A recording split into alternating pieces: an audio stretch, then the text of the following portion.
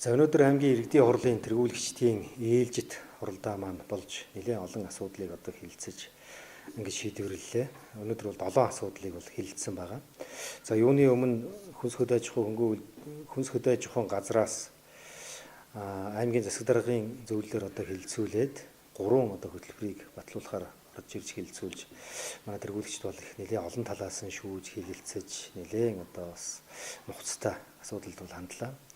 За нэгдүгээр хөтөлбөр бол энэ газар тариаллын хөтөлбөр батлах тухай асуудлыг бол хилцүүлсэн. За манай Ховд аймгийн эдийн засаг одоо нийгэм бол 2 салбар дээр бол одоо голлон хөгждөг гэдгийг манай ховдчууд бол бүгд сайн мэднэ.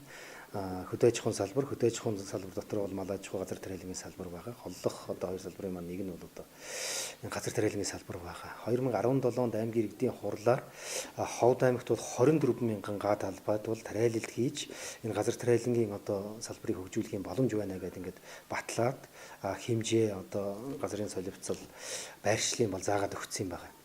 Тэгээ харамсалтай нь бид бүхэн бол энэ 24 мянган одоо га талбайгийнхаа 10 хүрэхгүй хувийг одоо ашиглаж байгаа. Жишээлбэл одоо 2018-19 онд бол нэг 2.4-өөс 2.7 мянган гад одоо тариалт хийж нэг 20-30 мянган тонн ургац хурааж авч байгаа ийм байдалтай байна. Тийм учраас энэ газар тариаллын одоо хөтөлбөрийг хэрэгжүүлээд энэ боловсруулад батлаад энэ газар тариаллынхаа үйлдвэрлэлийг жаахан өсгөх юм зайлшгүй шаардлага байна. Нэгдүгээр, хоёрдугаарт бол ер нь энэ газар тариаллынхаа одоо тариаллын эрхчтэй одоо мэрэгшүүлэх, боловсруулах, за мэдээлэл өгөх, за энэ нэг үр сортын одоо чанар стандартыг одоо орчин үеийн технологи, орчин үеийн одоо шаардлагад нийцүүлэх энэ асуудлууд бас чухал асуудал болчиход байна. Тийм учраас өнөөдөр хөдөө аж ахуйн газраас энэ газар тариаллын хөтөлбөрийг бол оруулж ирж батлууллаа. Тэгээ энэ бол бас нэлээд бас чухал юм хөтөлбөр болсон. Цаашдаа бол газар тариаллынхаа бүс нутгуудыг одоо тогтоож өгөөд тийм ээ бас төрөлжүүлэх ийм зүйлч одоо энэ хөтөлбөрт бол тусгагдсан байгаа. Жишээлбэл буян толгын айсав газрыг зөвхөн одоо хүнсний тариалалтын одоо зорилтоор ашиглаж байгаа бол ховд булган голоо одоо нөгөө юуны бэлчээрийн ургамал тариалах чиглэлээр тийм ээ арай өөр чиглэлээр жишээл нарийн ногоо одоо тариалах чиглэлээр ашиглуулад яасан юм бэ гэсэн ийм ч санал хүртэл гарч ирлээ. Тэгээ энэ тодорхой саналуудыг бол энэ хөтөлбөртөө батлаад ингээд явж байгаа. За хоёрдугаар хэлцэж баталсан нэлээд томхон төсөл бол энэ хүлэмжийн аж ахуй хөгжүүлэх хөтөлбөрийг өдөхөн бас хэлцэж баталлаа. За ер нь хүлэмжийн аж ахуй бол манай Ховд аймагт хөгжих юм бүрэн боломжтой. Энэ жил бол аймгийн иргэдийн хурлаас 2019 оныг бол жижиг дунд үйлдвэрлэл хөгжүүлэх, өрхийн үйлдвэрлэлийг нэмэгдүүлэх ийм жил болгон зарласан байгаа. Энэ хүрээнд бид бүхэн аль болохоор иргэдийнхээ одоо ашиг орлогыг нэмэгдүүлэх, ажлын байрыг нэмэгдүүлэх ийм одоо боломж юу байна? Энэ боломж өхний ашиглах ийм зорилт тавиад ингээд ажиллаж байгаа.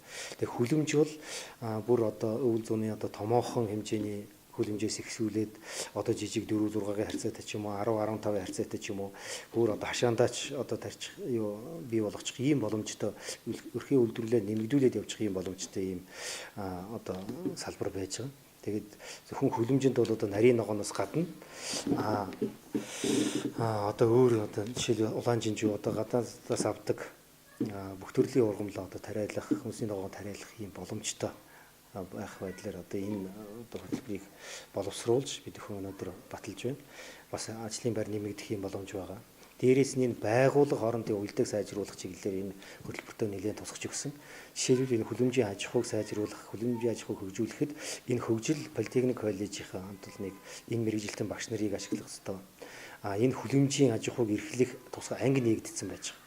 Энэ ангиас одоо төгсөж гарч байгаа энэ хүүхдүүдэд бас ажлын байраар хангах ёстой. Энд одоо бас мэрэгчлээ боловсон хүчин болгож ашиглах ёстой. Ховд их сургуулиа одоо төчгөл ашиглах ёстой гэж одоо бас үзэж байна. Дээрээс нь манай тэргүүлэгчдийн одоо хэлж байгаа нэг санал бол энэ хөтөлбөрүүд батлаад байдаг хөтөлбөрүүдийнхээ үр дүнг харилцан уялдаатайгаар бас гаргах ёстой гэж.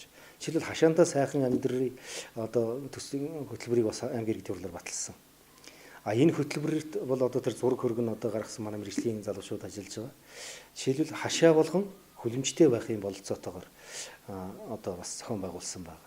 Жишээлбэл хүлэмжийн аж ахуйг сайжруулах энэ хөтөлбөрөөр тэр хашаандаа сайхан амьдрын төсөлтөд бас хамтруулаад ингээд явж бас үр дүн гаргах юм боломж байна гэдэг. Нилээ нарийн одоо ийм заалтууд ороод энэ хөтөлбөр манай одоо бас амжилттай батлаадлаа. Хоёрдугаарт энэ бэлчээрийн одоо ашиглалтыг сайжруулах хөтөлбөрийг бас өнөөдрийн хурлаар хэлцэж баталсан. манай Ховд аймагт ер нь тулгамдж байгаа асуудлуудыг ирэмблэх юм бол энэ бэлчээрийн наацын асуудал одоо маш хүндрэлтэй бодлоо. Бараг нэгээр ирэмблэгдэнэ. Яагаад гэвэл 3.1 сая толгой малтай тэгсэн мөртлөө нийт нутаг дэвсгэрийн 70 орчим хувьд нь бол бэлчээрийн наац одоо олон дахин хэтэрсэн ийм үзүүлэлттэй байдаг. Тийм учраас энэ бэлчээрээ яаж сайжруулах вэ? Малынхаа тоо толгойг яаж зүү зохистой болгох вэ, тийм ээ? Малаа одоо өсгөөд байх биш, харин эрчимжүүлж өсгөх ёстой. Чанарын одоо сайжруулах ёстой. Тоо толгой нь гол нь биш. Одоо тэр үр өгөөжийг нэмэгдүүлэх ёстой гэдэг байдлаар энэ одоо хөтөлбөртэй нэлээд одоо тодорхой заалтуудыг өглөө. Цаашдаа энэ бэлчээрийн ургамал тариалахаас өсвөлээ, тийм ээ.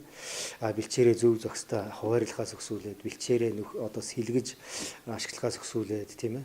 Олон нэлээд тодорхой ийм заалтуудыг бол энэ хөтөлбөртэй бас ингэж өгснөөр бас ач холбогдолтой ийм зүйл боллоо гэж ингэж бодож байгаа.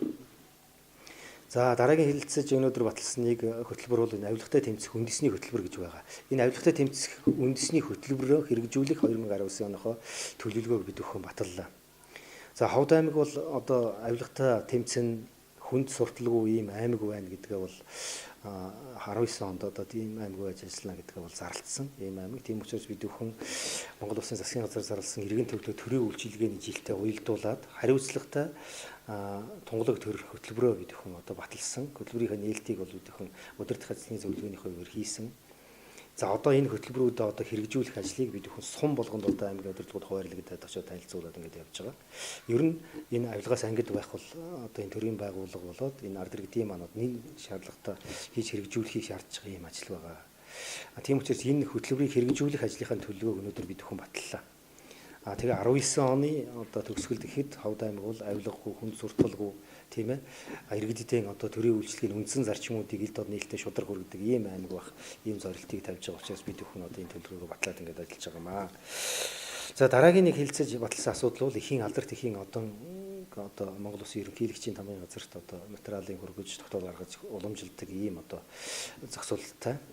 Энэ жил манай Ховд аймгаас 31 ээж маань алдарт эхийн 1-р одонд за 300 гаруй ээж алдарт эхийн 2-р одон авахар одоо болцсон шаардлага хангасан учраас бид өхөн одоо материалжуулаад судлаад Монгол Улсын ерөнхийлөгчийн одоо тамгын газарт уламжилж байна. За энэ бол одоо хуулийн дагуу тогтоолоор уламжлагддаг.